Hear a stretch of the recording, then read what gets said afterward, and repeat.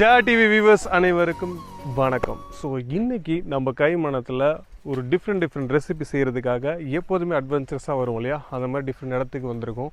இந்த செடியெலாம் பார்க்குறதுக்கு ரொம்ப டிஃப்ரெண்ட்டாக இருக்குது. இது பார்த்தா ஒரு பென்சில் மரம்னு நினைக்கிறேன். இங்கே பார்த்தீங்களா காஞ்சி போச்சு. ஸோ ஒரு காஞ்சதை தாண்டி இந்த எஃபெக்டே பயங்கரமாக இருக்குல்ல. அப்படியே பாருங்களேன், நீங்கள் இங்கே காஞ்சி போயிருக்கு, அங்கே பச்சை பசேர்னு இருக்குது. ஸோ இதெல்லாம் தான் ஒரு பியூட்டி ஆஃப் ஃபாரஸ்ட்டுன்னு நினைக்கிறேன். ஸோ நீங்கள் அந்த எறும்பு கூடை பார்த்துருப்பீங்க. இந்த எறும்பு கூட்டில் ஒரு சின்ன விஷயம் இருக்குது. என்னென்னு பார்த்தீங்கன்னா, ட்ரைப்ஸ்லாம் இருக்காங்க இல்லையா, அவங்கக்கிட்ட நாங்கள் வந்து ஒரு வாட்டி டிஸ்கவரிஸ் மற்ற விஷயங்கள்லாம் பண்ணிகிட்டு இருக்க பார்த்து அட்வென்ச்சரஸாக சில ஃபுட்டு கொடுக்குறோன்னு சொல்லிட்டு கூப்பிட்டு போனாங்க. என்னென்னு பார்த்தா இந்த எறும்பை சட்னியாக, அதுவும் கூண்டோட சட்னியாக அரைச்சி கொடுத்தாங்க. ஸோ தட் வாஸ் ஒரு வைல்டு எக்ஸ்பீரியன்ஸ்னு சொல்லலாம். ஆல்மோஸ்ட் ஸ்பாட் கிட்ட வந்த மாதிரி இருக்குது. ஆனால் இந்த ஸ்பாட்டை பார்த்த உடனே மைண்டில் ஒன்று ஃப்ராக்ஷன் ஆஃப் செகண்டில் வருது. மேபி இது வந்து ஒரு அப்பா மரம், இது அம்மா மரம், ஏன்னா இலெல்லாம் கொட்டிடுச்சுல்ல, வயசாகிடுச்சுல்ல. ஸோ இது எங்கே இருக்குது நம்மள மாதிரி. அதனால் பையன் மரத்துக்கிட்டே இருந்து நம்ம சமைக்க ஆரம்பிச்சிடலாம். எங்கர் ஜென்ரேஷன் நம்மள மாதிரி இருக்கிறதுனால. மேபி இது சொன்னோடனே டென்ஷன் ஆகிடாதீங்க, சும்மா ஒரு ஃபன்னுக்கு தான் சொன்னோம். வாங்க போகலாம். ஸோ அப்படி இப்படின்னு காட்டில் வந்து தேடி ஒரு ஸ்பாட் வர்றதுக்கு முன்னாடி இன்னொரு பென்சில் மரத்தையும் பார்த்தேன். ஸோ காட்டுக்குள்ளே இந்த பென்சில் மரங்கள்லாம் பார்த்து என்னுடைய ஸ்கூல் டைமிங் தான் ஞாபகம் வருது. நார்மலாக பென்சில் மரம்னு சொன்னோடனே எங்களுக்கு தெரியாது இல்லையா, அது என்னென்னலாம் ப்ராசஸ் பண்ணுவாங்கன்னு சொல்லிட்டு நாங்கள் என்ன நினச்சோன்னா, இதுக்குள்ளே வந்து அந்த சார்கோல் இருக்குல்ல, அதாவது அந்த கறி, அதை எடுத்து போட்டோன்னா பென்சில் ஆகிடும்னு நினச்சி முட்டாள்தனமாக ஒரு ஆணியெல்லாம் எடுத்து அதில் குத்தி அதை மாதிரிலாம் வச்சு ரொம்பவே வந்து ஷேம்ஃபுல்லான விஷயங்கள்லாம் செஞ்சுருக்கோம். அதுக்கப்புறம் தான் எங்களுக்கு தெரியுது பின்னாடி இவ்வளோ ப்ராசஸ் இருக்குன்னு. But memories are memories. So ஆனால் இந்த மாதிரி பென்சில் மரம் வந்து இப்போ சிட்டிக்குள்ளே எங்கே இருக்குதுன்னு எனக்கு தெரியல. ஸோ அந்த மாதிரி டைமிங்கில் நிறைய இடத்துல இருந்தது. இப்போ இந்த காட்டுக்குள்ளே தான் இருக்குதுன்னு நினைக்கிறேன். ஸோ இந்த மாதிரி இன்ட்ரெஸ்டிங் விஷயத்தெல்லாம் பார்த்து எங்களுடைய சின்ன சின்ன ஃப்ளாஷ் அண்ட் மெமரிஸ்ன்னு சொல்லுவோம். ஃப்ளாஷ் மெமரிஸ்னால் நாம் ஒன்று செஞ்சுருப்போம்ல, டக்குன்னு வந்துட்டு போவோம். அந்த விஷயத்தை பற்றி ஷேர் பண்ணிக்கலான்றதுக்காக தான் உங்ககிட்ட இந்த மாதிரி சொல்லிட்டு இருந்தேன். அண்ட் இன்னொரு விஷயம் நாங்கள் உங்களுக்கு கம்யூனிகேட் பண்ணணும்னு நினச்சது என்னென்னு பார்த்தீங்கன்னா, நிறைய பேர் வந்து நீங்கள் சீ ஃபுட்டே பண்ணிகிட்ருக்கீங்க, ஏன் டிஃப்ரெண்ட் ரெசிபிஸ்லாம் ட்ரை பண்ணக்கூடாதுன்னு சொல்லிட்டு இருந்தீங்க. இன்றைக்கும் நம்ம சீ ஃபுட் தான் பண்ண போகிறோம். ஆனால் என்ன ரெசிபின்றதை நான் உங்களுக்கு ஸ்பாட்டில் உட்காந்ததுக்கப்புறம் சொல்கிறேன். பட் வேறு ரெசிபீஸ் டெஃபினட்டாக we going to do. But predominantly கைமணத்தை பொறுத்த வரைக்கும் நாங்கள் நான்வெஜ்ஜில் ஃபோக்கஸ் பண்ணிகிட்ருக்கோம். நீங்கள் வேறு என்ன ரெசிபீஸ் தெரிஞ்சிக்கணும், இல்லைனா உங்களுக்கு நாங்கள் செய்யணும்னு ஆசைப்பட்றீங்களோ கண்டிப்பாக do tell us. So in case எங்களுடைய யூடியூப்லேயோ இல்லைனா எங்களுடைய சேனலோட அஃபிஷியல் சைட்லேயோ நீங்கள் போய்ட்டு அதை என்கொயரி பண்ணலாம். இல்லை ஈவன் எங்கள் இன்ஸ்டாகிராம், ஃபேஸ்புக், இப்போ சோஷியல் மீடியா இருக்கிறதுனால ஈஸி இல்லையா ரீச் அவுட். ஸோ எதில் வேணாலும் நீங்கள் சொல்லுங்கள், நாங்கள் அதுக்கு தகுந்த மாதிரி we will work it out for sure. So ரொம்ப போர் அடிக்காமல் ஒரு லொக்கேஷனை ஸ்பாட் பண்ணிவிட்டு ரெசிபி செய்ய ஆரம்பிச்சிடலாம் வாங்க. ஸோ ஃபைனலாக ஓடையில் வந்து நம்மளுக்கு தேவையான திங்ஸ் எல்லாமே செட் பண்ணிட்டோம். நம்ம இன்றைக்கி பண்ண போகிற ரெசிபியும் ரொம்ப இன்ட்ரெஸ்டிங்கான ரெசிபி. என்ன பண்ண போகிறோன்னு பார்த்தீங்கன்னா, ப்ரான் அவரை வச்சு நம்ம ஒரு தொக்கு மாதிரி பண்ண போகிறோம். சேம் நம்ம வந்து கருவேப்பிலை மீன் வறுவல், இது ரெண்டும் தான் நம்ம இன்றைக்கி பண்ண போகிற டிஷ்ஷு. ஃபஸ்ட்டு நம்ம பண்ண போகிறது ப்ரான் செய்ய ஆரம்பிச்சிக்கலாம். ஸோ இப்போ ப்ரான் அவரை தொக்குக்கு நம்ம ஃபஸ்ட்டு பேன் வச்சுருக்கோம். அதில் நம்ம ஃபஸ்ட்டு எண்ணெயை ஆட் பண்ணிக்கலாம்.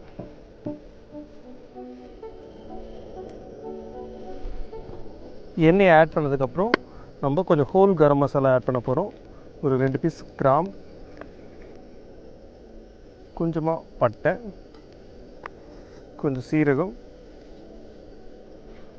ஒரு 2 பீஸ் அளவுக்கு ஏலக்காய், அவ்வளோதான். இது சேர்த்ததுக்கப்புறம் நெக்ஸ்ட்டு நம்ம ஃபைன் சாப் பண்ணி வச்சுருக்கக்கூடிய வெங்காயத்தை ஆட் பண்ண போகிறோம். வெங்காயம் இருக்கு இல்லையா, அதே மாதிரி நான் அதை சில்லி பச்சை மிளகா இருக்குல்ல, அதையும் நான் ஃபைன் சாப் பண்ணி வச்சுருக்கேன். இது ரெண்டையும் நம்ம நெக்ஸ்ட் ஸ்டேஜில் ஆட் பண்ண போகிறோம்.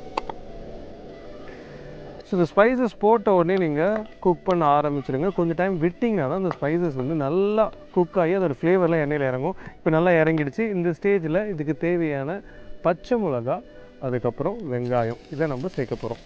ரெண்டுத்தையும் நான் ஆல்ரெடி சாப் பண்ணி ஆட் பண்ணி வச்சுருக்கேன்.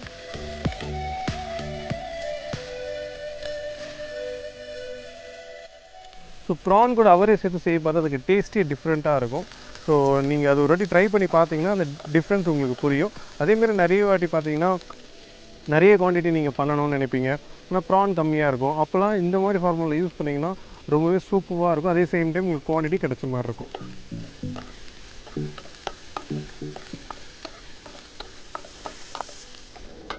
இது வதங்க பார்த்து நீங்கள் 2 விஷயம் ஞாபகம் வச்சுக்கணும். ஃபஸ்ட்டு நீங்கள் வெங்காயத்தை போட்டு அது ப்ரௌன் கலரில் ஆகணுன்ற அவசியம் கிடையாது, கொஞ்சம் லைக் குக் ஆனாலே போதும் மாட்ரேட் லெவலில். நெக்ஸ்ட்டு நீங்கள் இஞ்சி பூண்டு பேஸ்ட்டை போட்டுட்டு அதுவும் ரொம்ப நேரம் குக் ஆகணுன்ற அவசியம் கிடையாது. ரா ஃப்ளேவர் போன உடனே தக்காளியை ஆட் பண்ணிடலாம். ஸோ இது வந்து ஒரு டிரான்ஸ்பரண்ட் ஸ்டேஜுக்கு வந்துடுச்சு. இந்த ஸ்டேஜில் தான் நம்ம இதுக்கு தேவையான இஞ்சி பூண்டு விழுதை சேர்க்க போகிறோம்.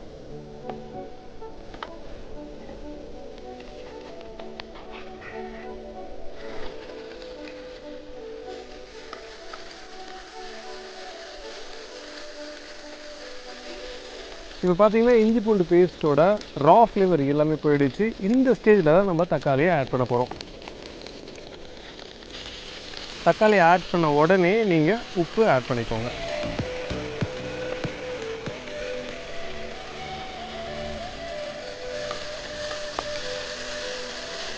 இப்போ இந்த தக்காளி நல்லா வதங்கணும். வதங்கினதுக்கப்புறம் தான் நம்ம ஸ்பைசஸ் சேர்த்துக்க போகிறோம்.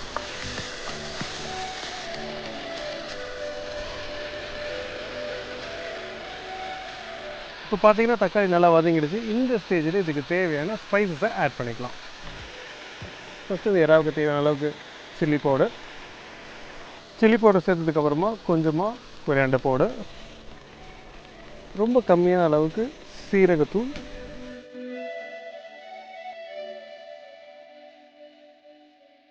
நெக்ஸ்ட்டு நம்ம இதுக்கு தேவையான மஞ்சத்தூளை ஆட் பண்ணதுக்கப்புறம் நம்ம ஸ்பைசஸ் முடிஞ்சிச்சு. இதை நம்ம நல்லா சேர்த்து விட்டுக்கலாம்.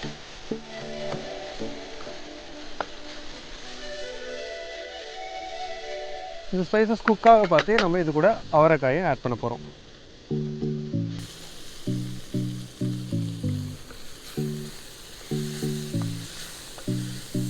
ஸோ அவரைக்காய் சேர்த்த உடனே கொஞ்சமாக தண்ணி ஊற்றிடுங்க.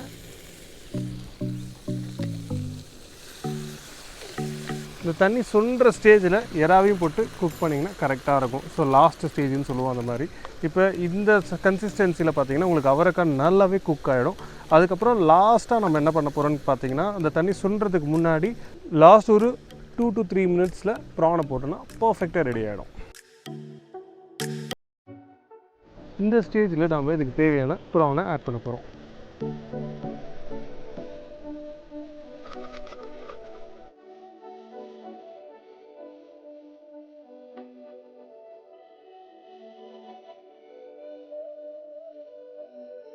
இது நான் இப்போ ஆஃப் பண்ணிவிட்டேன். ஜஸ்ட் ஜென்டில் டாஸ்ட், அவ்வளோதான். வாவ், அமேசிங்காக நம்மளுடைய ப்ரான் அவரைக்காய் தொக்கு ரெடி ஆகிடுச்சு. நெக்ஸ்ட்டு கருவேப்பிலை ஃபிஷ் ரோஸ்ட் ரெடி பண்ண ஆரம்பிச்சுக்கலாம். ஸோ இப்போ நெக்ஸ்ட்டு பார்த்திங்கன்னா நம்ம பண்ண போகிறது கருவேப்பிலை மீன் ரோஸ்ட். ஸோ இதுக்கு நான் வந்து ஒரு அருமையான ஒரு டெய்ல், அதாவது மீனோட வால் பகுதி எடுத்து வச்சுருக்கேன். ஸோ இது எப்போதுமே அந்த வறுக்கிற விஷயங்களுக்கு ரொம்பவே நல்லாயிருக்கும். ஸோ இதுக்கு நான் வந்து ஒரு பேஸ்ட் அரைச்சி வச்சுருக்கேன். ஸோ இந்த மாதிரி சுச்சுவேஷனில் நம்மளால் மிக்சியில் அரைக்க முடியாதுன்றதுனால நான் முன்னாடியே அரைச்சி எடுத்துகிட்டு வந்துட்டேன். அது என்ன ப்ரொப்போர்ஷன்னு சொல்கிறேன், நோட் பண்ணிக்கோங்க.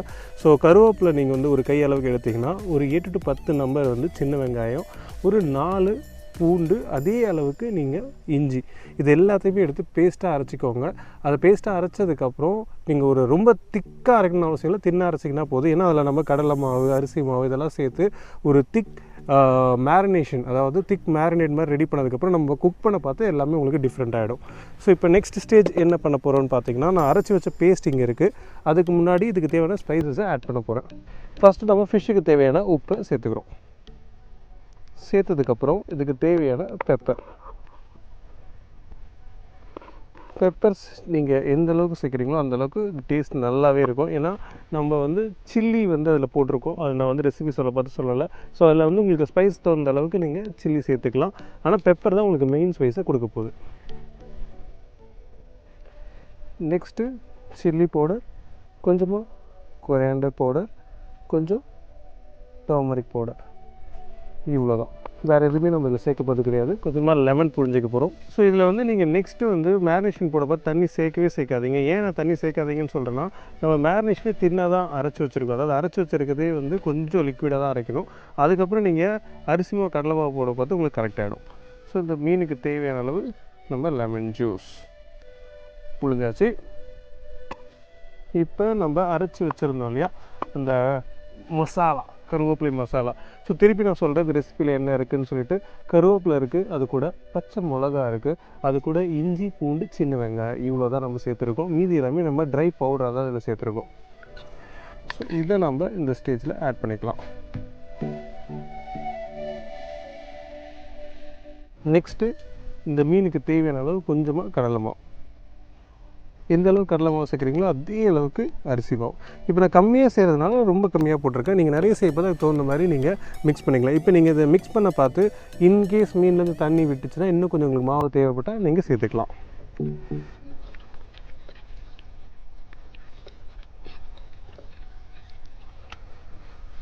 ஸோ நார்மலாக ஃபிஷ் ஃப்ரை ஒரே மெத்தட், ஒரே மாதிரி வறுவல், இதே சாப்பிட்டுட்டு ரொம்ப போரிங்கில் இருப்பாங்க. அவங்களுக்குலாம் இந்த மாதிரி ஒரு டிஷ் கொடுத்தீங்கன்னா இனிமேல் இந்த டிஷ் தான் வேணுன்ற அளவுக்கு சொல்லுவாங்க. அண்ட் ப்ரிஃபரபிளி இந்த டிஷ் வந்து பார்த்திங்கன்னா ஒரு ஷாலோ ஃப்ரைன்னு சொல்லலாம். எண்ணெயை நல்லா விட்டு நீங்கள் குக் பண்ணி எடுத்திங்கன்னா நல்லாயிருக்கும். இப்போ ஃபைனலாக நம்ம கருவேப்பிலை மீன் வறுவலுக்கு பேன் வச்சாச்சு. அந்த பேனில் ஆயில் சேர்க்க போகிறோம். ஆயில் சேர்த்ததுக்கப்புறம் நம்ம குக் பண்ணி எடுத்துக்கலாம். ரிமெம்பர், நீங்கள் மீன் வறுவலுக்கு போட்ட மாதிரி நீங்கள் இதில் பண்ணக்கூடாது. இல்லை நம்ம அதனால தான் கடலை மாவு அரிசி மாவு சேர்த்துருக்கோம். இது ஆல்மோஸ்ட் ஷாலோ ஃப்ரை மாதிரி தான் பண்ண போகிறோம். நான் எண்ணெய் கொஞ்சம் தாராளமாக விட்டு பொரிச்செடுக்க போகிறோம். இப்போ கொஞ்சம் ஜென்ரஸாக ஆயில் சேர்த்துக்கலாம்.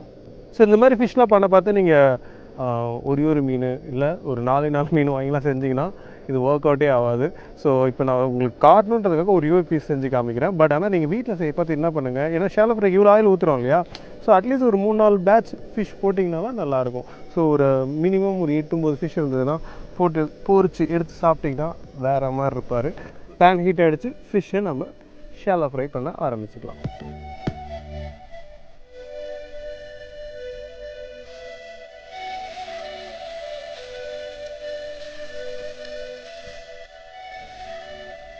ஸோ இந்த மாதிரி ஃபிஷ் டிஷ்லாம் நீங்கள் ஷாலோ ஃப்ரை பண்ண பார்த்து ஆயில் டெம்பரேச்சர் மாடரேட்டாக இருக்கும். இப்போ நீங்கள் ரேஞ்ச் பார்த்தீங்கன்னா மினிமமாக வச்சுட்டேன். ஏன்னா கலர் ஆகிடும், உள்ளே குக் ஆகாது. அந்த மாதிரி ஒரு சுச்சுவேஷன் இருக்கக்கூடாது. கலரும் ஆகணும், அதே டைம் உள்ள வரைக்கும் குக் ஆகணும். அந்த மாதிரி உங்களுக்கு வேணும்னா டெஃபினட்டாக slow heat cook for a long டைம்னு சொல்லணும். ஷாலோ ஃப்ரைன்னு சொன்னே உங்களுக்கு டவுட் வரும், என்னமோ சொல்கிறாரு இவர், என்ன சொல்கிறாருன்னு. ஒன்றும் இல்லை, பாதி எந்த மீட்டாக இருந்தாலும் பரவாயில்ல, மீனாக இருக்கலாம், சிக்கனாக இருக்கலாம், எதுவாக வேணால் இருக்கலாம், பாதி அந்த மீட் வந்து எண்ணெயில் முழுகிற மாதிரி போட்டு குக் பண்ணுறதோட ப்ராசஸோட பேர் தான் ஷாலோ ஃப்ரை. ஸோ அந்த ஷாலோ ஃப்ரைன்றோட ப்ராசஸே இப்படி தான் இருக்கும். ஸோ ஒரு சைடு ஆல்மோஸ்ட் குக் ஆகிற ஸ்டேஜில் இருக்குது. நம்ம டர்ன் பண்ணிவிட்டு நெக்ஸ்ட்டு இன்னொரு சைடு குக் பண்ண போகிறோம். ஆனால் டர்ன் பண்ண பார்த்து எகெயின் ஃபஸ்ட்டு இந்த மாதிரி ஸ்பேச்சுலால் ஃப்ரீ பண்ணி விடுங்க மீனை. அதுக்கப்புறம் திருப்பி போடுங்க. எடுத்தவரை இப்படி திருப்பி போட்டிங்கன்னா மசாலா ஒட்டுறதுக்கு நிறையவே சான்சஸ் இருக்குது. இல்லை அது குக் ஆகலனாலும் மசாலா ஒட்டுறதுக்கு சான்சஸ் இருக்குது. ஓகே, ஃபிஷ்ஷை ஃப்ரீ பண்ணியாச்சு. அதேமாரி ஃப்ரீ பண்ண உடனே இந்த ஃபிஷ்ஷை ஒரு சைட் ஆஃப் த பேன், அதாவது நீங்கள் சென்டரில் போட்டிருந்தீங்கன்னா இந்த பேனுக்கு ஒரு சைடில் எடுத்துகிட்டு வந்துட்டிங்கன்னா இப்போ பார்த்தீங்கன்னா நீங்கள் டர்ன் பண்ணுறது கரெக்டாக இருக்கும். இப்போ இந்த ஆயிலை இங்கே வச்சுக்கோங்க, அப்போ உங்களுக்கு அதுக்கு மேலே அடிக்காது. வா, பார்த்தீங்களா எவ்வளோ சூப்பராக ஒரு கோல்டன் ப்ரௌன் கலரில் வந்திருக்கு.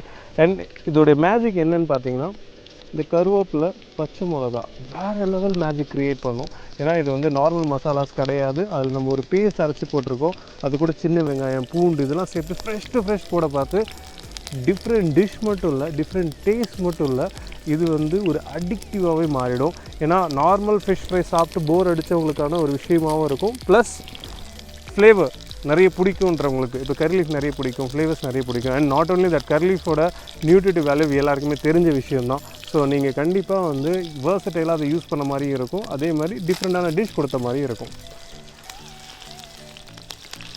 இதுவும் வந்து 4 சைடு நம்ம குக் பண்ணணும். இப்போ ஃப்ரண்ட் அண்ட் பேக் முடிஞ்சிச்சு. இப்போ சைட்ஸ் குக் பண்ணிட்டேன்னா நம்ம டிஷ் அட்டகாசமாக ரெடி ஆகிடும். ஸோ இப்போ உங்களுக்கு ஒரு டவுட் வரலாம், இப்போ நம்ம ஷாலோ ஃப்ரை பண்ணுறதுக்கு பதிலாக டீப் ஃப்ரை பண்ணலாமான்ட்டு.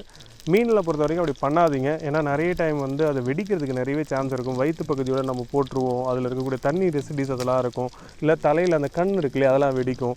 ஸோ மோஸ்ட்லி இந்த மாதிரி ஃபிஷ்ஷஸ்லாம் ஷாலோ ஃப்ரை பண்ணிங்கன்னா 2 விஷயம், ஒன்று சேஃப்டி, 2வது பட்ஜெட், எண்ணெய் கம்மியாக யூஸ் ஆகும், அவ்வளோதான்.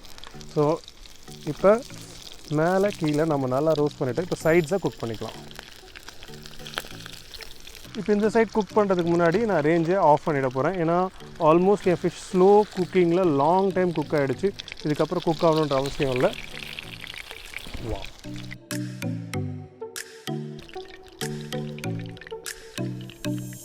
ஓகே, ஃபிஷ் ரெடி ஆகிடுச்சு. ஆனால் இந்த ஃபிஷ் நான் டேஸ்ட் பண்ண போகிறது இல்லை. எப்போ பார்த்தாலும் நானே சமைக்கிறேன், நானே டேஸ்ட் பண்ணுறேன், நானே டிஷ்ஷை கவுத்து வச்சுட்டு போயிடுறேன். ஸோ இது வந்து ரியலி பேட். ஏன்னா என் முன்னாடி இருக்கவங்க எல்லாருமே என்னோடய டிஷ்ஷஸை டேஸ்ட் பண்ணணும்னு ஆசைப்பட்டிருக்காங்க. ஸோ இந்த dish specially dedicated to them. So அவங்களுக்கு நான் இந்த டிஷ்ஷஸை கொடுக்க போகிறேன். நீங்களும் இந்த டிஷ்ஷஸ் ட்ரை பண்ணி பாருங்கள். ட்ரை பண்ணி பார்த்துட்டு இந்த டிஷ்ஷஸ் எப்படி இருந்ததுன்றதை எங்களுக்கு மறக்காமல் சொல்லுங்கள். இன்கேஸ் உங்களுக்கு வேறு ஏதாவது ரெசிபி வேணுனாலும் எங்களுக்கு பிங் பண்ணுங்கள். நீங்கள் மேபி யூடியூப்பில் கமெண்ட் பண்ணலாம், இல்லை எங்களோட பேஜஸில் வந்து கமெண்ட் பண்ணலாம், இல்லை மேபி போஸ்ட்டில் கூட அனுப்பலாம். Why not? ஸோ அந்த மாதிரி உங்களுக்கு ஏதாவது டிஃப்ரெண்ட் ரெசிபிஸ் வேணும்னா டூ டெல் அஸ். நாங்கள் அதுக்காக பண்ணுவோம். இதேமாரி சூப்பர் ரெசிபிஸோடு நான் உங்களை வந்து பார்க்குறேன். Until then bye from Chef Sevan.